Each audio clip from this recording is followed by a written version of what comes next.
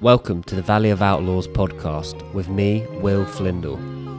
A podcast for those taking the road less trodden, and a podcast for those seeking more.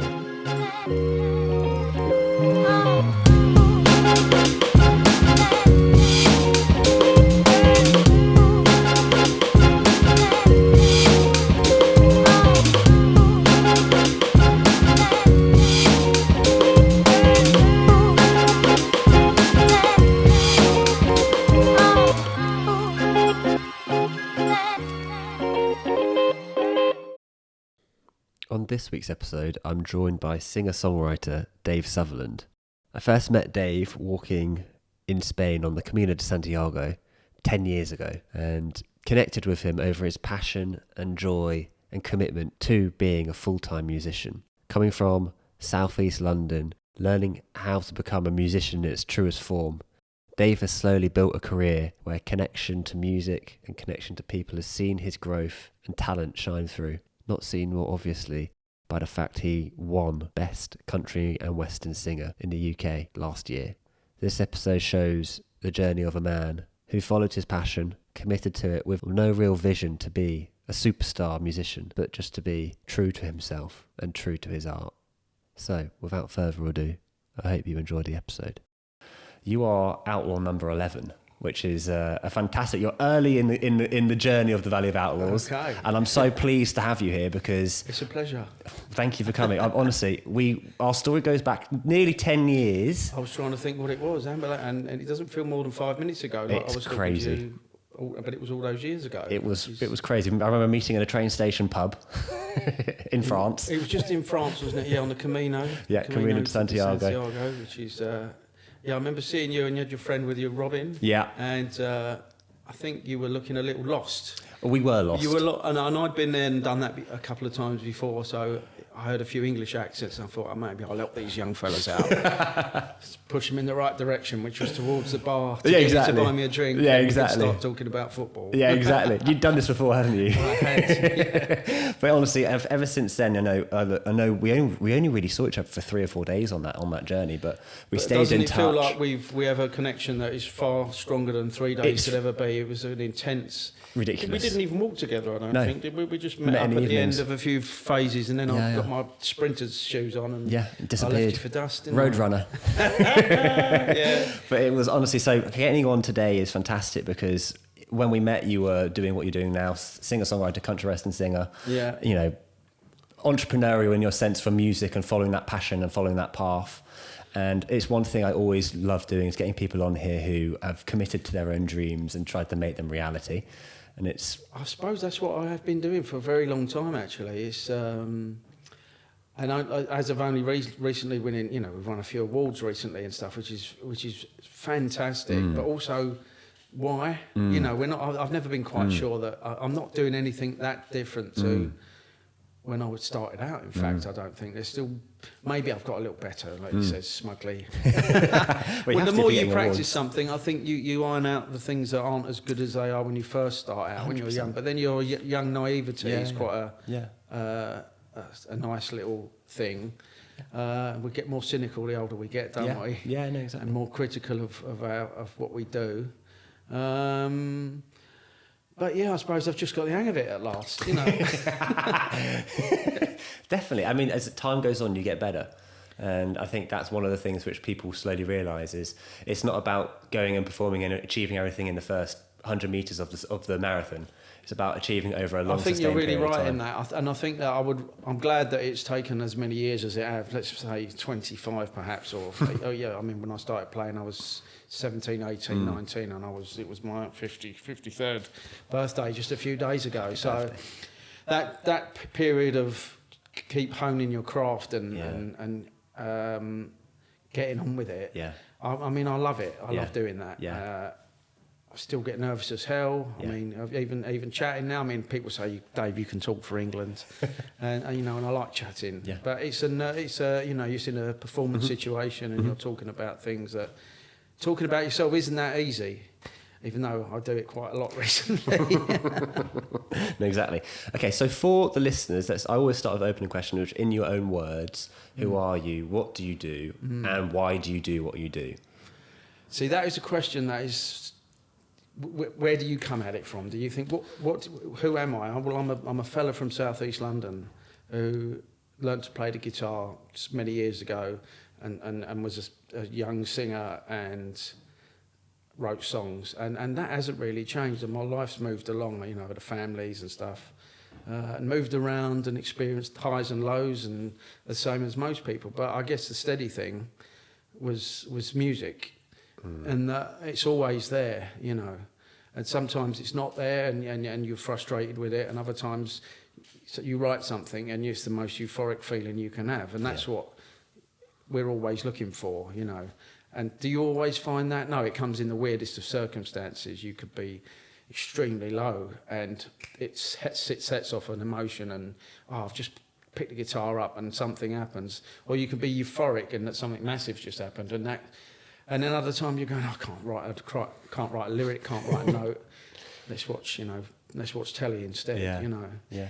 But I mean, it's a difficult question, that one, but that's the gist of it, I would say. You know, is it a long-winded answer, or is it a short little? Yeah, I'm a guitar playing South London boy. That'll do, wouldn't it? That's a short version. In a nutshell, that's kind of what it is, you know. No, and I think that what you're saying there is you're chasing those small moments of euphoria, and when it clicks. That is true. Oddly, I remember thinking, when I first started playing, and I had maybe 4 or 5 songs, and you're playing. I used to busk in the foot tunnel down in Greenwich. I had a really old battered up guitar, and I just practiced my songs. And to do that in front of people was nerve wracking. But because they're walking by, it didn't really count. But I remember being absolutely petrified. But it sounded so fantastic under the tunnel there, under the Thames, because of the acoustics of this Victorian tunnel, foot tunnel.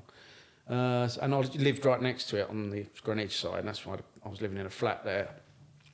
And then I noticed that I was probably about 21, 22 at the time. And then in Greenwich at the time, there was a lot more lovely pubs than there are. And there's still a few beauties, but they've gentrified Greenwich somewhat. But there used to be an open mic night. They weren't called open mic nights, they were musical workshops or something. And really? People would show up and bring their guitars or violins and harmonicas or whatever. I just saw a poster in the window. There's the Prince of Orange in Greenwich, as it was called. And there was a blues guy playing electric guitar in there, and I just thought, oh my, this is where I want to be, you know. I had 3 chords and maybe 2 songs I'd written. But you learn, I mean, I brought up on Irish music, and you learn all of those. And like you say, the country thing, which is what I'm sort of labelled with currently, is fine, but I was more folky, bluesy. I was into rock music, you know, and the country thing was there because they're all sort of connected. But to start off and then finding all these other musicians and thinking, look, these are the people, they're way ahead of me, and I want to learn from them. I want to pick their brains and show me how you do that bit on the guitar, you know, and then I'd practice that for a week, come back the following week and be too shy to play it. And eventually, I was doing that for a year. Every Monday night, you know, I'd have 2 pints of Guinness because that's all I could afford, and just watch everyone play. And it was, I think it was from 7 till 11, and it just used to go really quickly. And I would go home, I wouldn't be able to sleep, you know, but it would be food for thought. And then you'd walk around Greenwich and go, oh, I saw you playing harmonica in the pub. Dear old friend of mine, Al Richardson, who's played on my albums, and we're mates, you know, we're drinking buddies. I've known him a long time now. Yeah. I remember seeing him for the first time and thinking, oh my God, who is this geezer?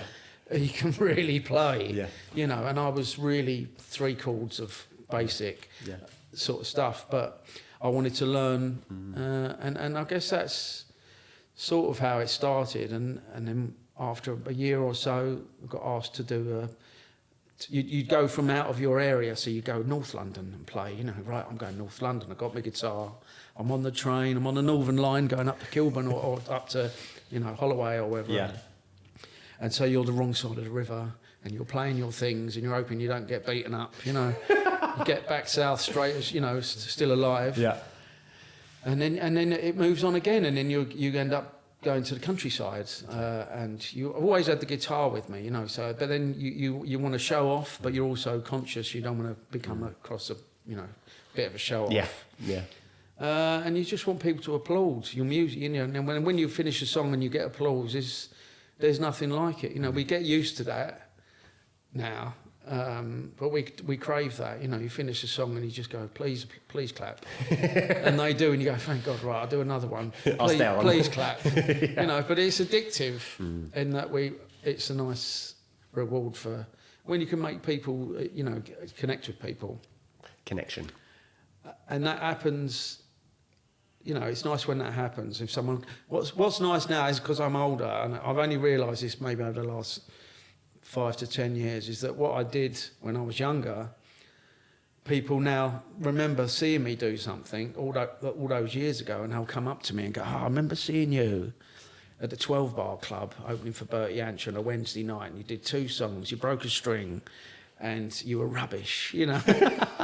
And I went, I remember that night, I was rubbish, wasn't I? And I remember I broke the B string. And they said, "Oh, we've been watching you." But people come out, if you go around the country, people can remember. Yeah.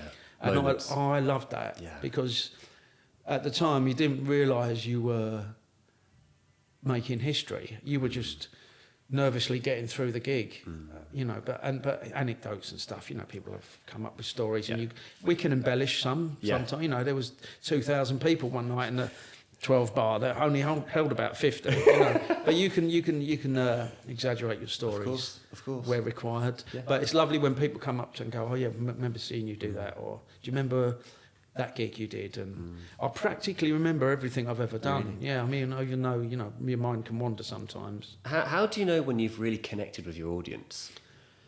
You can feel it. It takes me a while to. I often start with the same song. Recently I've been doing that, and then, because that's your comfort thing, you know, I can do this song, I can play it, I'll keep my head down, I'll finish it, look up, bit of applause, thank you very much, we're off and rolling, you know. When you get a little cockier, you'll start off with an obscure B-side track that you think, "I'm so confident today that I'm going to start with this," you know, an applause, thank you. So you have to live dangerously sometimes, but sometimes you can go through the motions of, I'll do this song, followed by this song, or people want to hear certain songs. Sometimes I'll make them wait to the very end for one of the, you know... Of course, the big ones, or other times just start with... From a Vauxhall Tavern to the Deptford Broadway, or whichever one, you know, and then... And is it something you notice in the room? Like, I always feel sometimes when there's moments of connection, you either get a lot of silence in the room and focus on you, and you can feel like the attention. Is that noticeable from the stage? And there is. I mean, there are definitely different types of gigs. It's like playing at football at different grounds. You know, course, one ground, you know, they like you here, or you can go somewhere away and you have to. Or sometimes you get a bit of a more raucous, noisy audience, which I'm fine with, because I can play up to that, you know. And other times, if it's dead silent and they're all watching intently, that's often sometimes the hardest one to do, because every breath you take, that's a song, isn't it? Yeah.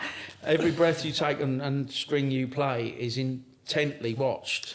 And I like those too, but that's more of that sort of polite folk environment instead of a rauchy sort of... I guess there's more rock vibe club, something where you have to chunk it out and get out alive, basically, you know. and there's more kind of intimacy and vulnerability in those quieter moments for you to really perform. There is. What I really love, if I can ever pull it off, sometimes I can, is when you have a raucous bunch of lunatics and it's quite noisy, and then you can bring them down to almost a quiet hush and play them a quiet one, and then go back up and show off a little bit, you know, and which is when I've been playing by myself, which I've been doing recently for quite the last few years, as sort of doing stuff with musician friends, which I love too.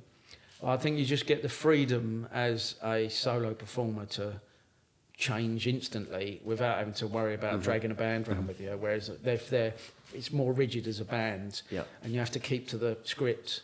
And I'm not great at that. I prefer, although I love it when we're all playing together on recording sessions and stuff. I don't feel so lonely sometimes, you know.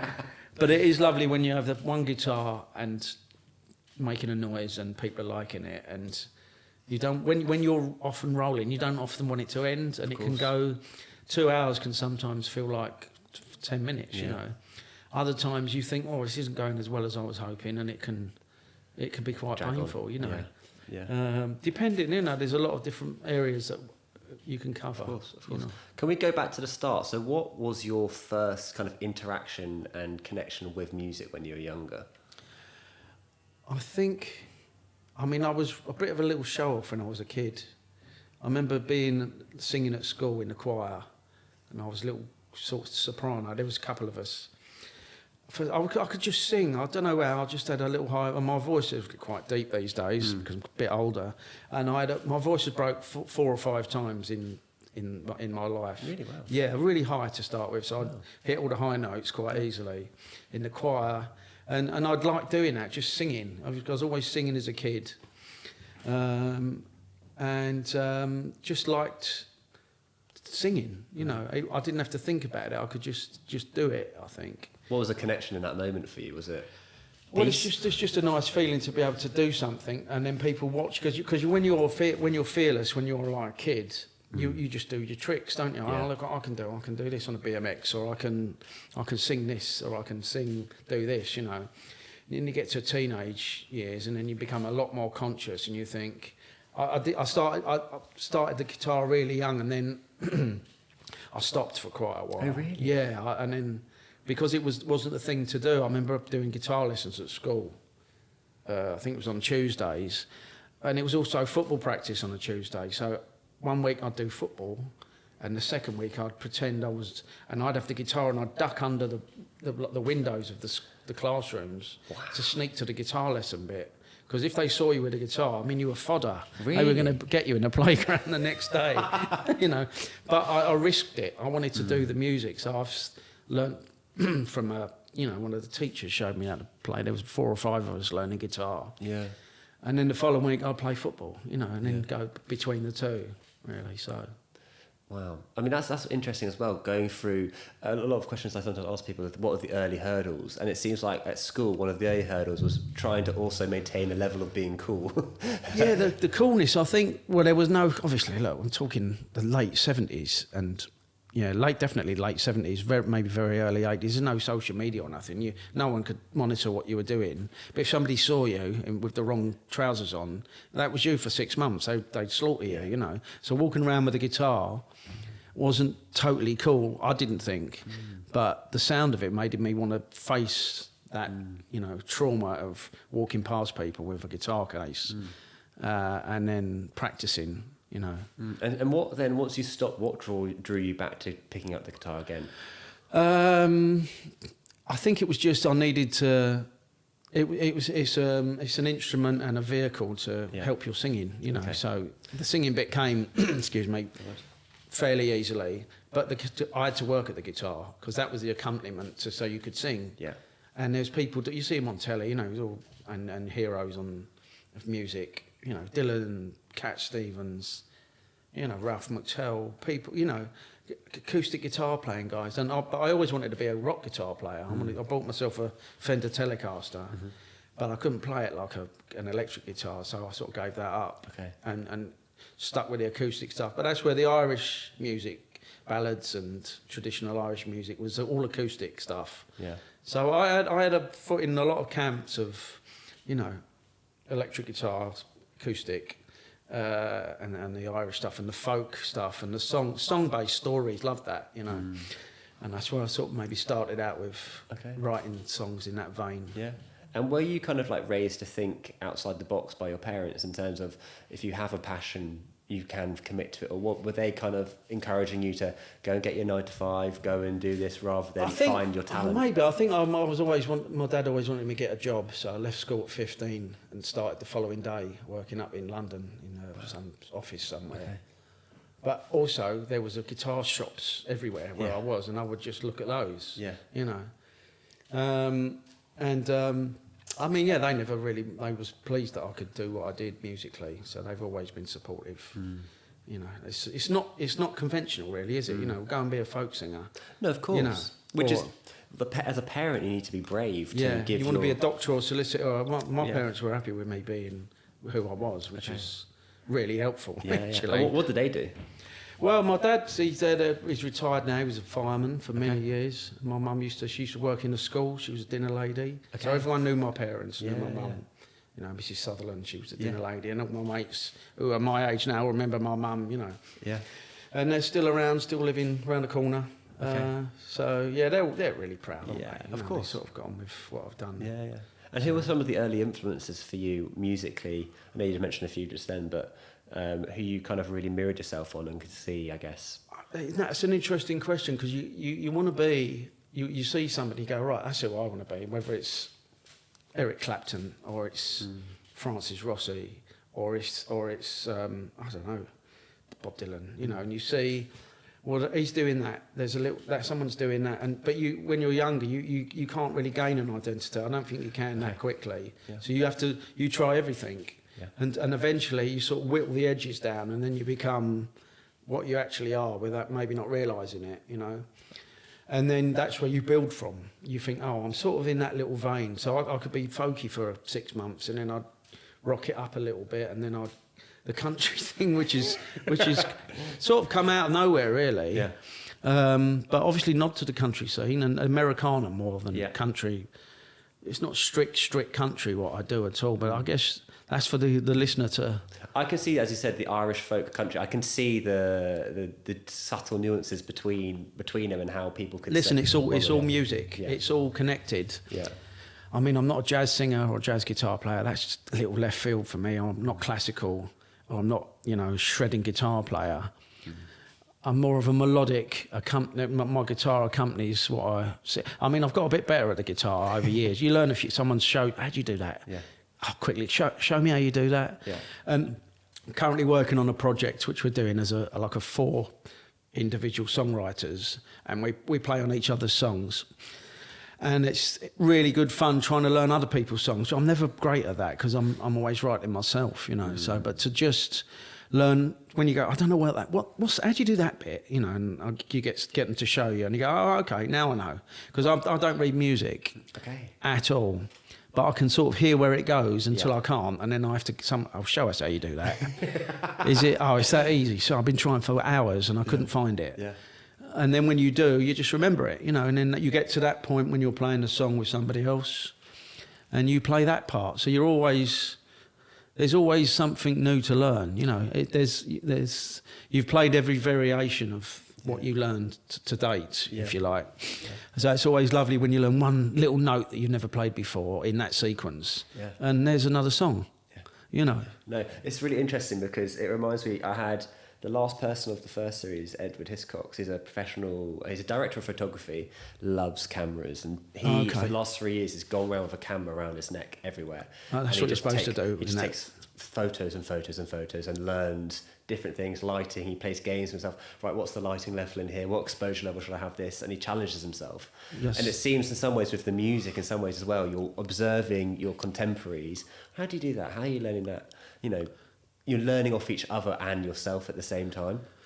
You have to. It's nice. And then when people are... Listen, there's a pecking order. There's like the best guitarists, there's the best singers, there's the people who sell millions and millions of records, and then there's people who sell hundreds of thousands of records, and then there's other, you know, and we're sort of middling to the bottom area, and then there's people all below us who are just starting out. So when somebody shows me something, I try and help someone else. Yeah. You know, how do you do that? How do you do that? And I go, look, give me a guitar. You tune that down a bit there, and you do that, and don't tell anyone because it's a secret. So I use a lot of open tunings, so nobody can totally tell what I'm playing, which is it's like an enigma machine. You're disguising how you play, so you don't want anyone to know, which is kind of the magic of it sometimes. And sometimes I hear music played, and you're like, I have no clue how they're doing that. But there is once you know the formula for how they've set their guitar up, you can sing it, no problem. You know, you can work out which key it's in, and you know the melody and. But how are they doing the accompaniment to that? And that's, for me, I really like that sort of trickery of trying to keep it a secret. Because I mean, there's standard tuning, which people obviously use. But if you open tune a guitar, it means there's more of an open sound. And it's easier to play. If I'd learnt guitar from the beginning, I always teach people open tuning. Look, just do it this way. It sounds better, quicker. I've just recently gone back to standard tuning, like just going back to that side of things. So it's a bit more you need a bit more dexterity because the muscles aren't used to playing in that way. Okay. So there's lots of different angles to it, really. You know, and that evokes other emotions for different styles of songs. And so I have 3 or 4 guitars laying around in different tunings. And can you just explain open tuning? What does that actually mean? Just out of interest. Open tuning is so if you're standardised guitar tuning, you need to put your fingers on the frets to form the chords. Yes. Where if it's an open tuning, you don't need any of your left. If you're a right-handed guitar player, you don't need any fingers on the fretboard. You can just strum the strings, and that is a chord. Okay. So then you can put your fingers in one certain area and another area, and that's how you build your chords that way. But then you've got these little intricate finger style things you can do. So you can sound like a pretty good guitar player, which is what I've been trying to do for quite some time, by cheating with open chords. So, but it gives you an expansive sound. And so for a solo performer, that helps in that you can often sound more like a piano than a guitar, which is a nice... Yeah, that's beautiful. I did one recently up in North Wales. And I have a lovely little Fishman amp that I've had for 20 years, and I'll plug into that, and we take 2, like a stereo feed out of the back. So it's one guy that's with a stereo feed on an open-tuned, fairly nice guitar, you know, my old Crafter. She's a great old workhorse. And I can just play, and you can just hear that it sounds big. And that helps as you're on your own, because you've got to be the drummer, the bass player, the rhythm guitar player, the accompanist, and the vocalist. All as one person. So you need to have a fat sound, if you can, for playing bigger shows. Otherwise you'll just drift off into, you know, obviously it's nice to go back to the little intricate stuff, but it's lovely to have a big old 100% fat sound. Yeah, have some of that. And can we talk about the not reading music? Like, is that something which has ever held you back, or is it just not been something you've ever been interested in trying to learn? Or you said you can't read music in terms of notes. No. Failed music at school. Never the theory of music. You don't. I know quite a lot. A lot of people. There's another way of trying to understand music. I'm a patterns guy. What I would call. Show me the pattern of where the music is. Yeah. Instead of the notes, just say it starts here. It'll go to this section and that section. That's all I need to know. But if it's A flat or B minor, or I don't know. Okay. I just know when I've got my foot on the first bit, I know where we're going to go, because I can hear, after years of practicing, where the song is. You can hear it and go, right, where's the next chord change? It's there. I don't know what chord that is, and especially if we're putting capos on, which is, you know, you put a capo onto it. Yeah. And in an open tuning, you put a capo on the 4th fret and start playing in the 2nd position. No one knows. I don't know. I wrote the song. I ain't got a clue what key we're in. You know? Which is nice. Brilliant. But I've never wanted to have that theory. I like to know. I can work it out, but the structure of the, you know, pentatonic scale and all that, no. It's never been something you've been pressured into doing? No, I've actively not wanted to do that. Okay. You see a lot of, I mean, YouTube now is fantastic. If you want to learn, you just type it in and some geezer or a lady will show you how to do it. Yeah.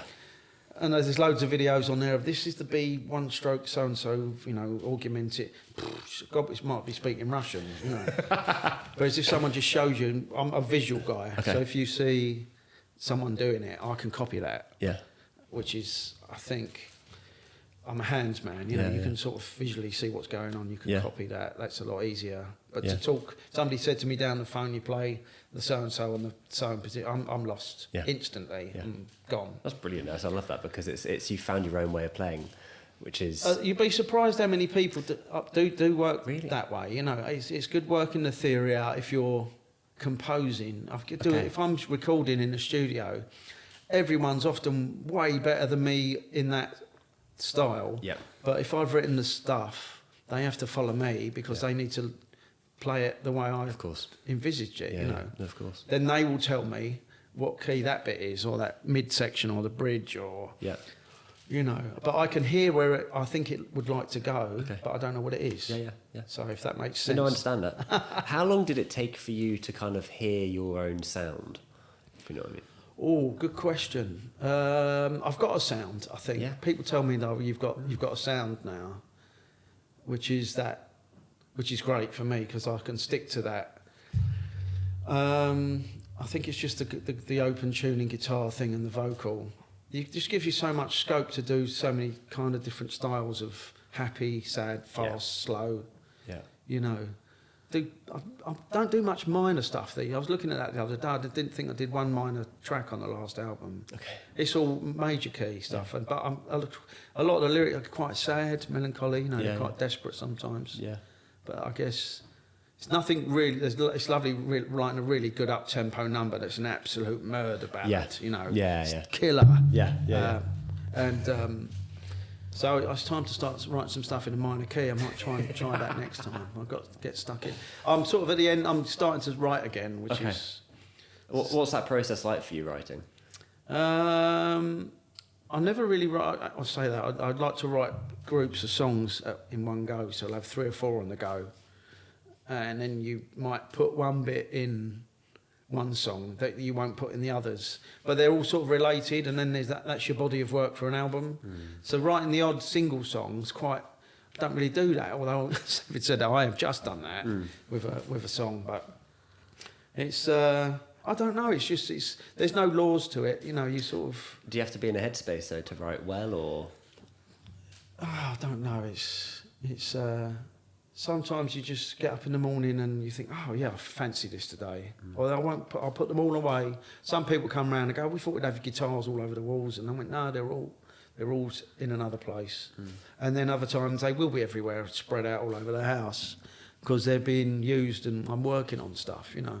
Comes and flows. Yeah, but sometimes it's good to tuck them away so that you don't see them, and you forget how much you hate them sometimes.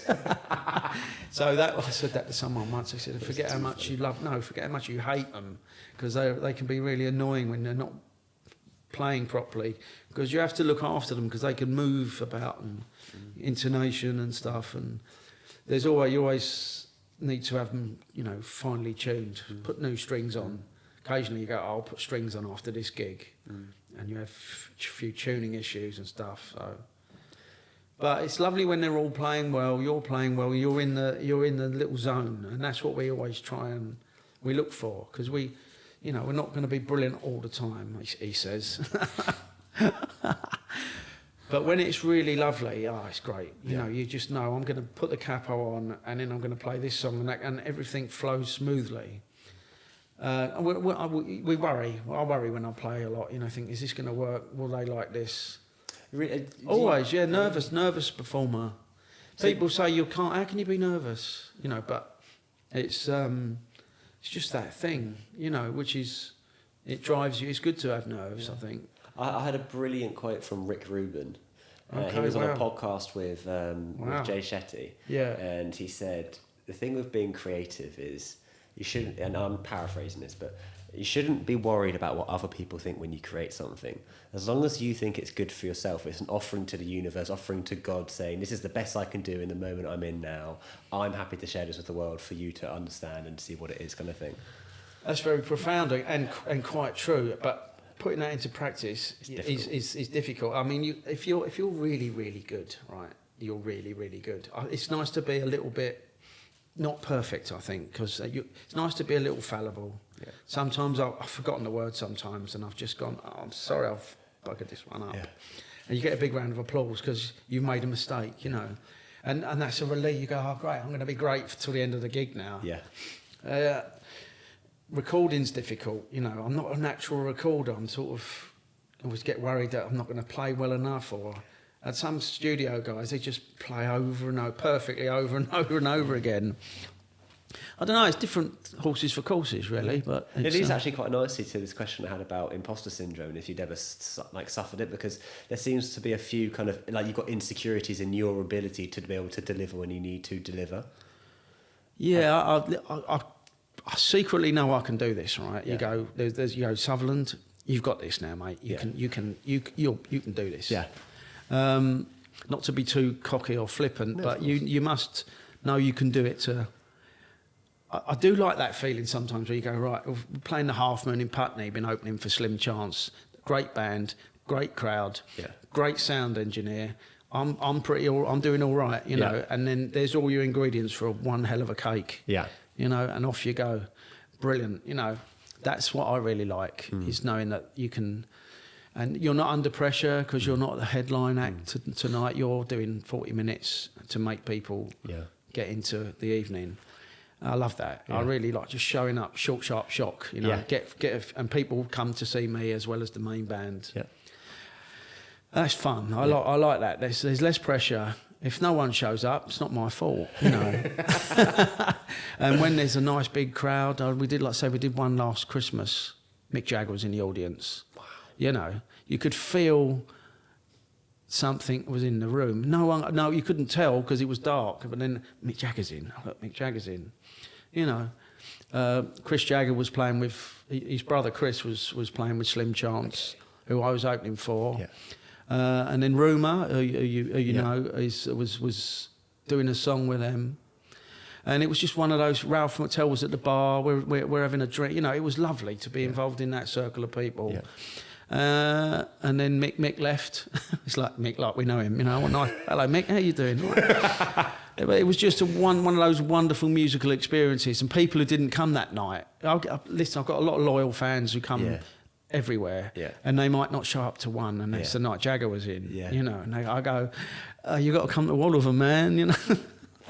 So where do you think your kind of like insecurities come from, in a sense of not wanting? Is it you just don't want to let down the people, or you don't want to let down yourself? I just think you don't want to. You just want to be liked. Let's be honest. You want to play something. The thing is, when you write something, I've just been nominated again for these awards because I won Best UK Male Country Singer last year, voted for by UK Country Radio.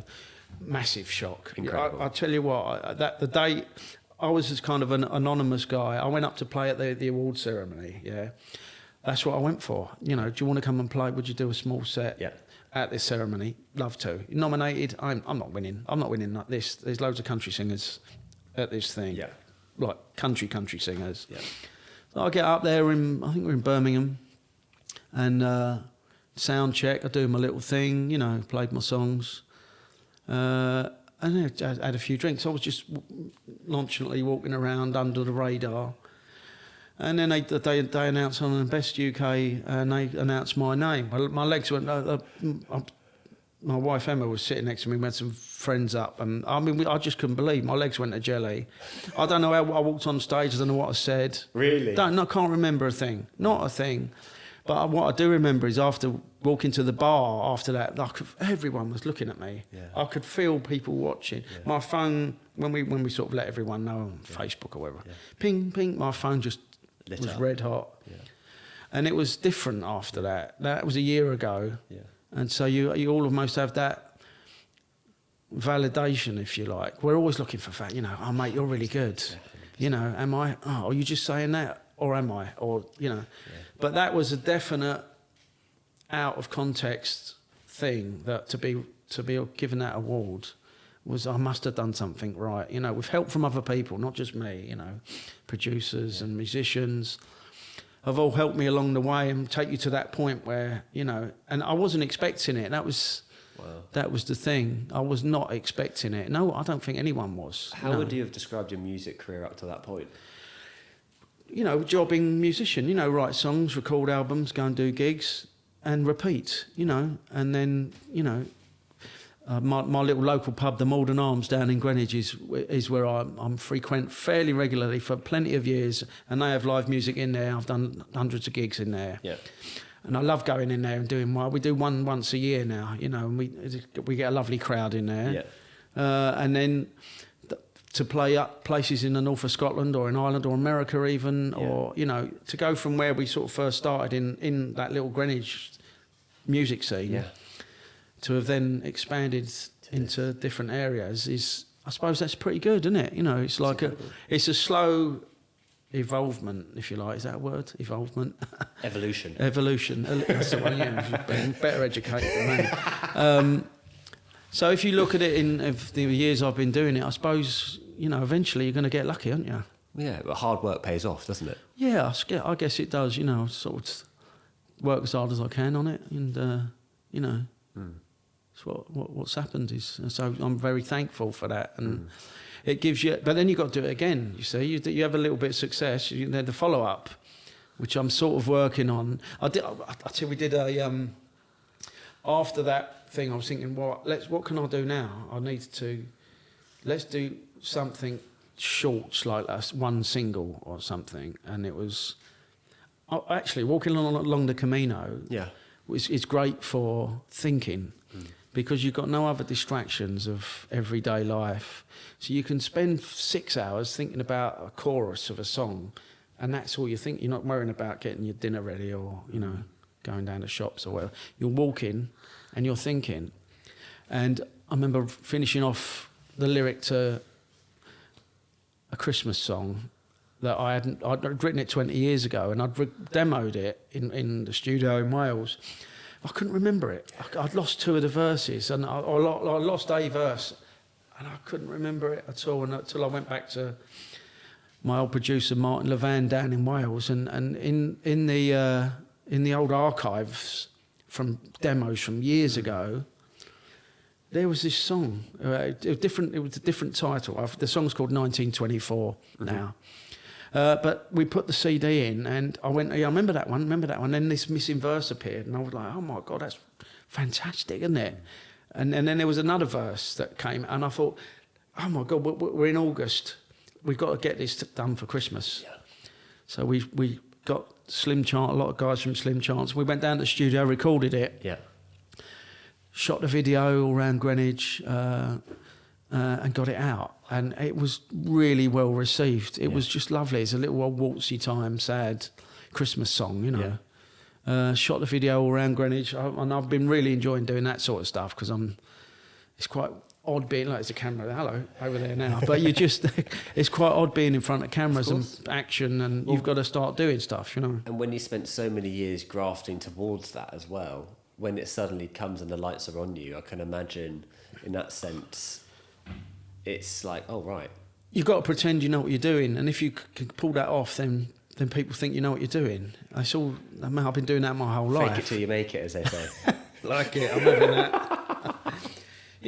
I've got a lot of actor friends, and I've watched them, like say Emma, my missus, she's a filmmaker, and she writes some amazing stuff, so I like helping her out with that, the production side of stuff, and fixing things, and then when it was time for me to be in front of the camera, I didn't feel as nervous as perhaps because the people around were all my friends, and made me feel comfortable that I managed to pull it off. And you think about being a show-off little kid, that's what I feel like now sometimes, because that's what you have to, you have to do something, don't you? But I thought everyone helps. You see, I haven't done this on my own. Of course, a lot of people have helped, and that's one of the main reasons. Obviously, there's a little bit of talent over this side, a little bit. A lot. How important is it to you then to surround yourself with the right people and build your little community of friends and family? I think it's really helpful to have people who believe in you. Because you constantly need, that sounds nice. What are you going to do with that? Because the thing is, when you do write something, you go, oh, hang on, listen to that. You want to show someone, listen to this. I think this is really good. When it's really good, even though you're not 100% sure. Does that make sense? That's a little insecurity of it. Yeah. But so when you finally get working on the, so like it's like a seed or something, and you plant it, and then you wait for it, and then you enhance it with other things to turn it into something beautiful, and that's the process I really enjoy, even though it's hard. But the seed had to be planted, and that's generally my job. Sure. With an idea, bing, what about this, and scenarios happen. And then your friends kind of water it and help it grow. They go, what about do that? Or you get help with arrangers and other musicians who go about, oh, lovely bit of slide guitar. And go, yeah, or no, not that. It depends, Sure. And everyone, it's organic. That's a good word. And it's built on a solid foundation, which is my job.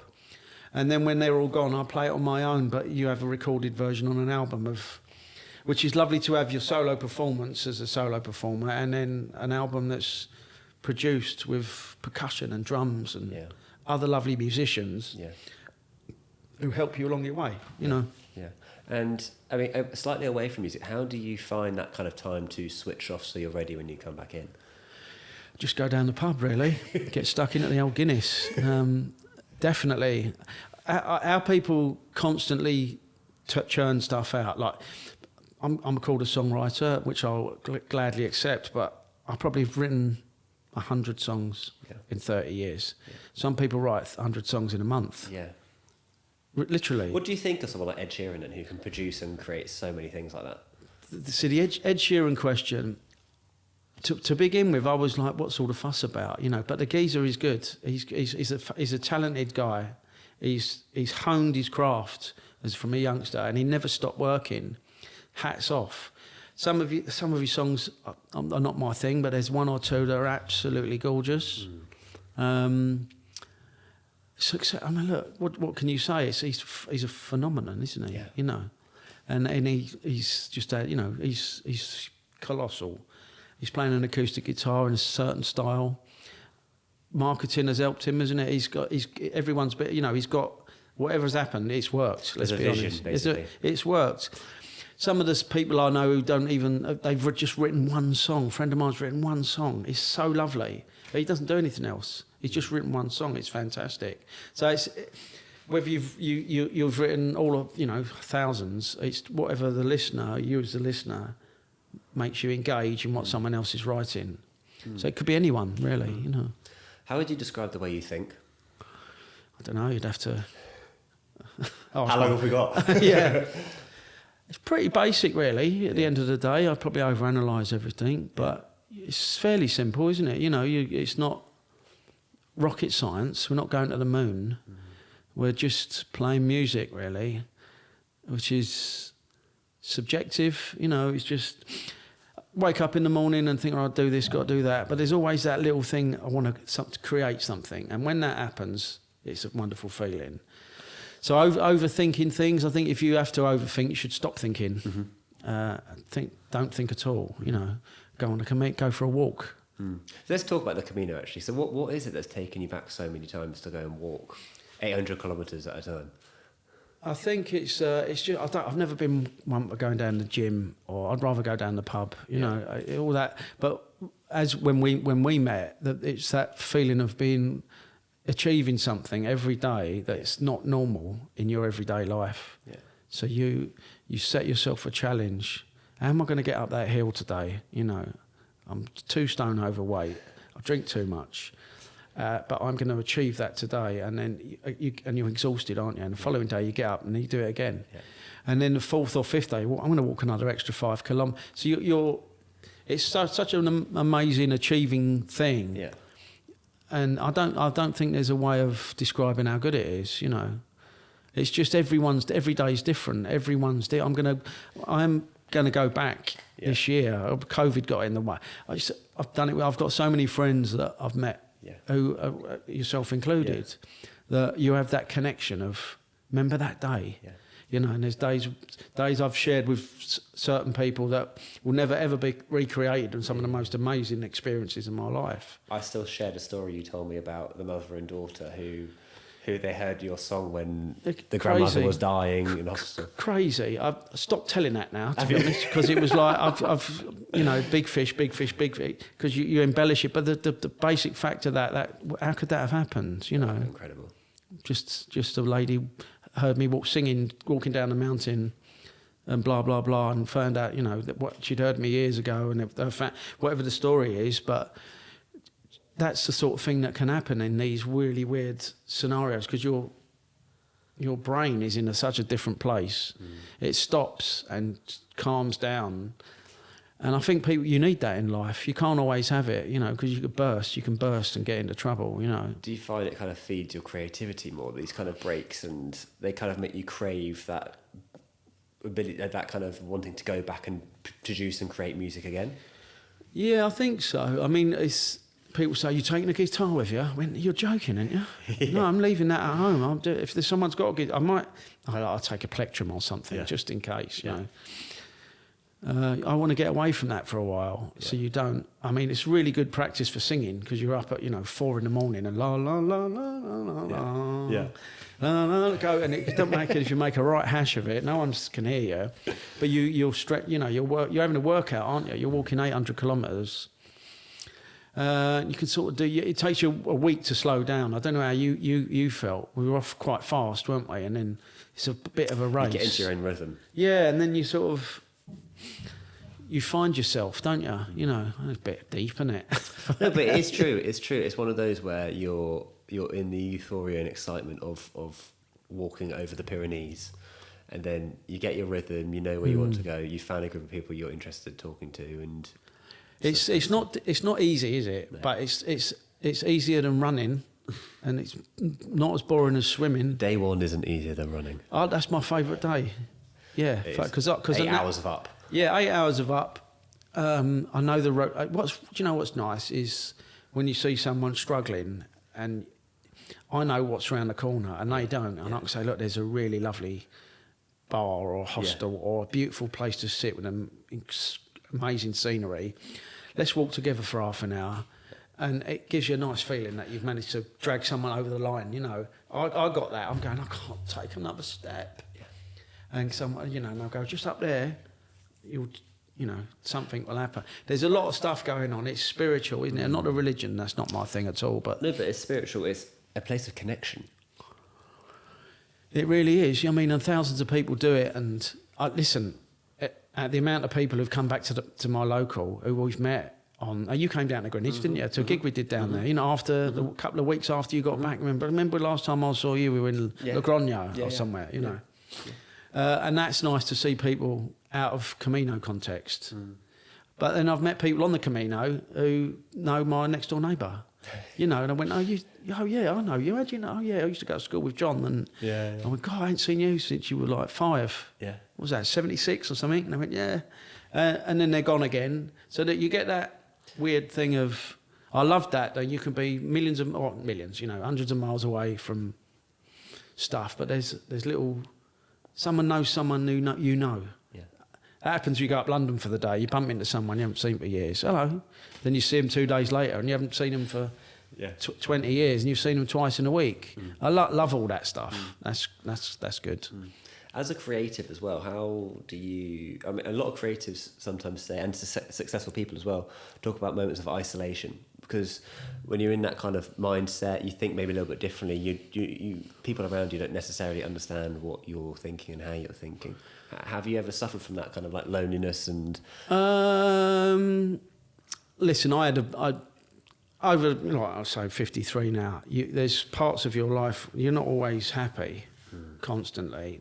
You have dips, which is quite fun. You want to go along middling. No, exactly, flatlining. Yeah, you like a bit of a high and a little drop down, and when you're a bit low, you can get in trouble, and stuff. That happened to me for a year maybe, just in a dark place. Boozing too much, blah blah blah, and ended up writing a song to get me out of that, which sounds fairly pompous, but it was. No one was ever going to hear it. I didn't want to. It was just a cathartic way of. It's called Damaged. Help me, I'm broken. I'm damaged. Unravelled. Undone. Started writing a lyric.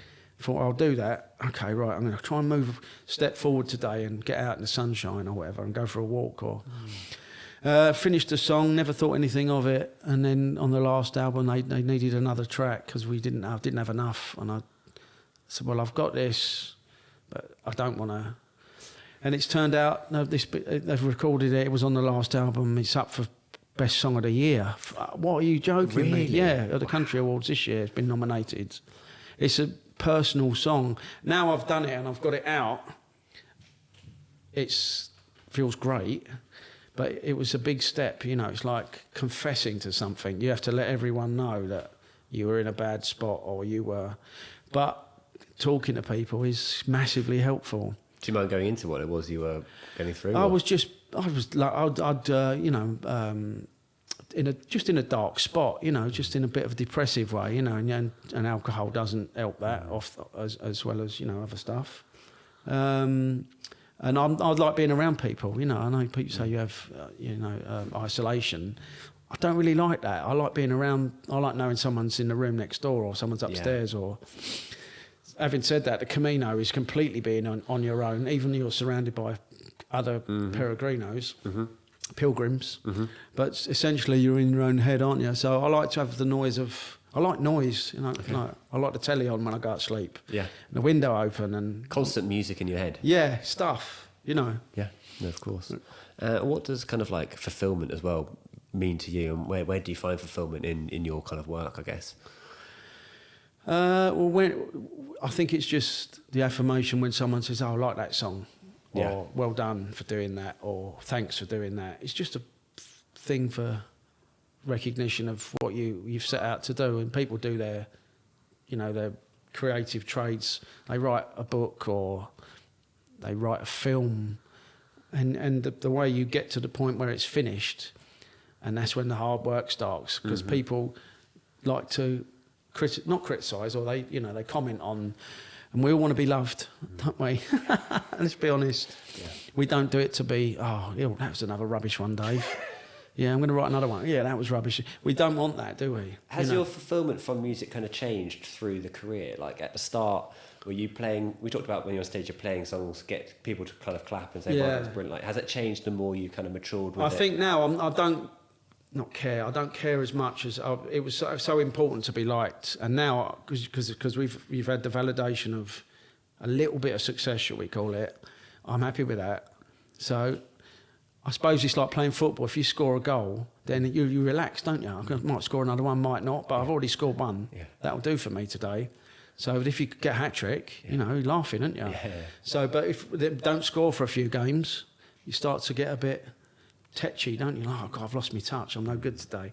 You need to just. You always want that little, like, cemented piece of that's good today. I've done that. You know. And do you now? You've obviously got this position where you've won the awards. You're nominated again this year. Yeah. What kind of like expectations or visions do you set for yourself as a award-winning artist? And I know you get to a certain point, you go right. You start looking backwards, or you start remembering backwards, because forwards is going to be less time. I didn't think I'd be doing that, because, like you say, you get to 40 and you go, got loads of time left. Yeah. So you start thinking, okay, what am I going to do with the next? You start making sensible choices, hopefully. Yeah. And just making the most of it. Start enjoying things a bit, you know. And what's kind of the vision you have for kind of music going forward? So, you've achieved something, you've won an award which you, as I said, weren't expecting to win. Yeah. How's that changed kind of your perception for who you want to be as a musician? I think what it gives you is you gives you confidence, for one thing, to go again. To you never know. You can write something and it's all right, and other times you're not sure how it's going to go, as I said earlier. But you're always searching for your personal best. Your fastest 100 metres. Can you run faster today? Can you just do something a little bit and that's got to be the way it is, isn't it? Otherwise, if you just rest on your laurels, you need to find something else to do, surely. It's all connected, they're all intertwined, it's all relative to the same goal, if you like. Might write a brilliant song this afternoon, who knows? You don't know, you never know. No expectations, basically. Well, you have to have some, I guess, because otherwise, what's the point? But I'm not in a hurry, shall we say? We've got a single coming out later on this year. We're shooting the video soon. There's things that are happening. What's good is we've got to the point where we're working on something that will come out later next year. It used to be do something, it's done, stop. Think of something else to do, start, do it, it stops. For the last few years, it's been continuous, which is a lovely feeling. So you're working on something that's coming out later. You're talking about something that you did previously, like we're talking now, for example. So you keep the flames going, you keep fanning the flames and don't let them die out. Is that an important thing to do in a kind of music I just think industry? It's good. It keeps you fit. Okay. If you don't play guitar for a while, you get a little rusty, which again isn't a bad thing, because but it's good to keep the momentum, keep the mountain moving. It took such a long time to get this thing moving. Why let it stop, you know, until it naturally fizzles out perhaps one day. But how many people play music all their lives? They do, you know, there's not just a young thing. There's people, look at Neil Young, Dylan, whoever, you know, they're all playing as long as they can. Why wouldn't they? Because they're awesomely talented people. Sometimes some of their later stuff might not be fantastic, and then they rediscover their purple patch and knock out some outstanding. The journey of their thing takes them to this outstanding body of work, which you've got to go through, you know. But I think once you've answered the $32,000 question, and you're guaranteed that, you can muck about a little bit for a while, can't you? Because you're still going to have that dough. Yeah. You know, as if you're on 16,000 and you're going to gamble it for nothing. Yeah. You're hesitant, you know. Whereas now I feel I wish I had 32,000 grand, but it gives you that freedom to be a little more risky, perhaps, or it doesn't matter totally because you've already got to a point that I'm happy with, you know. What were some of the biggest like challenges and hurdles you kind of face really to be able to do this as a full-time kind of career path? It's just having the time to do it because you have other commitments, family stuff, you know. I'm doing this pretty much full-time, you know. I like it when I don't play some days, you know. Sometimes you can have. I like it when you have little groups of gigs, concerts, or whatever. A few festivals. You have three festivals in a week in July. Wonderful, you know. Didn't do anything else, and you see the same acts. We're sharing the stage, so you see somebody in one place and you see them in Norfolk, and then they're in South London, and then the audience, you know, and you get on that little. We're all moving around in the same area, and that's lovely. And then it's nice not to see anyone for a while, you know, and then you go, I can't wait to see everyone again. Yeah. So it's just, you're just bobbing around. Yeah. You know, if you're getting a bit low on that, we'll have some of that. And if you're getting a bit too much of that, we'll stop taking that. You were just keeping it ticking over. Finding a balance. Exactly. That's exactly. Couldn't have put it better myself. And as a person, are you a long-term or short-term thinker? I was going to think about this question now. I had a really worked out answer, and it was I've forgotten it. In the long term, just don't think, or I don't know, something witty to say there, but you have to think long term. But then the short term, obviously, is vastly important as well, because that's the first bit that gets you to the longer section of the question. I don't really know, to be honest, mate. For that one, that's maybe overthinking again. Yeah, I think a lot of people. I think it depends what you associate longer term thinking with. Like, if you had a vision for the kind of musician you wanted to be, you could argue that's a long term goal. And short term is kind of reactionary to how do I make my small steps. If you have a project, for example, right? Say we've just finished an album. We've just finished. We did a Christmas single. We're in the process of finishing the latest single. Okay. What's next? Well, it's the short term is nothing. The long term is do another album, which I suppose I'm answering the question now, aren't I? You go, right, well, the long term is in 2 years we'll release. Let's get another body of songs written for one thing, recorded, and then released. What's long term in like 40 years? 40 years? God, I'll be well old then. Just still singing down the Malden, probably. Is that I love how that's the base for you to go back there. It's everyone's. If you need to come and visit one day down there, because it's just. I'll probably go for a pint on the way home, actually. No, it seems like such a stable kind of base for you as well, and like where everything. People are real in there, you know. It's just everyone knows who you are. You know, they all know your story. Yeah. Everyone knows everyone else's story. There's tragedy. There's happiness. There's sadness there. You know, it's just a little beautiful place, and there's not a lot of these left. So we need to keep it. Is that one of your places to kind of like really settle in and kind of like come back to reality to perform something like that? Well, if you can play in the Malden, you can play anywhere. And when I've played in American and people have come to England, they say, Dave, get us a gig. I went, you're going in the Malden. Yeah. And they sit in the corner. It's a fella recently from Australia. Some people from America have played in there. It's infamous for, it's a little tiny, it's not as bigger than this flat. Oh, really? It's a small little, on the corner of Brand Street in Greenwich. Give them a little plug. Yeah. It's just an old school, and it's like the place when I first started when I moved to Greenwich properly. Yeah. There was a pub on the corner just opposite from the Morden, and the Morden's still this place. Yeah. So it's our Sacred home from home. Yeah, exactly. Beautiful. And last couple of questions. So, what's one lesson you've learned from your life which you would want to, or wanted to teach your kids about following their dreams? And I think it's just don't give up. You know, if you really believe you want to get somewhere, it's not easy to get to it. Otherwise, it wouldn't be as rewarding, would it? You know, you need to learn to roll with the punches, which is a lyric. I've got to use that in a song one day. Roll with the punches, you know. Yeah. And get up and keep going, you know. Take the setbacks. Look, there's always somebody's not going to like you. Find the people who do like you. That's and nice. Play to those, you know, and get enough of them. Get more of those people who don't like you, you know, and just... Do you think that's harder for kids these days, though, to find massively, because they're under total scrutiny the whole time, you know. Phones, computers, social media. We could do something bad and nobody'd know about it for 6 months till somebody grasped on you, you know. Did something naughty at school or whatever.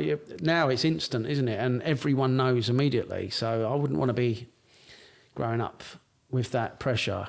So I'm lucky that I didn't really, you know. And for people following their own kind of dreams and passions and doing it, is it similar kind of advice, or do you have any kind of... I mean, I can only speak on my own experience, really, but I guess if you're a driven person in whatever you do, what you're doing, what you've achieved as a young man since I met you 10 years ago, we've had a chat today, and look at what you're doing now, all the stuff we spoke about. Yeah. You've got to have drive, and you've got to have an idea. You can't just slouch around. You've got to get on with stuff, give people opportunity to move on. If someone helps you up, you can't always help the person who helps you. You need to help someone else, and then they will help someone else. That's my philosophy in it. A chain. Exactly. So you might, like say, you get helped by somebody, you can't, there's nothing you can do to help them because they're all right, you know, but there's somebody who you can help. Where does that come from? Don't know. Just because I suppose if you get helped by, you know, people do unexpected things. You know, if you're in trouble, someone comes and helps you, and you go, "Why did you do that?" You ask them, "Why did it?" There was a lot of nice people out there, aren't there? And you try and surround yourself with them, really. And final question: if you had to write a letter to your younger version of yourself, what would you say? Oh, well done, mate, already. You've done it. Yeah. I love that. I would just say, well, it's just, if you could do that, I wouldn't change a single thing, to be honest. Yeah. Not even from the bad stuff, because it makes you the person you are, surely. So, I mean, no regrets. No, beautiful. Yeah. Beautiful. Thank you very much. Oh, you're welcome. I really appreciate you coming on today. And no problem. Enjoyed it. All right, mate. Yeah. Thank you so much, Dave.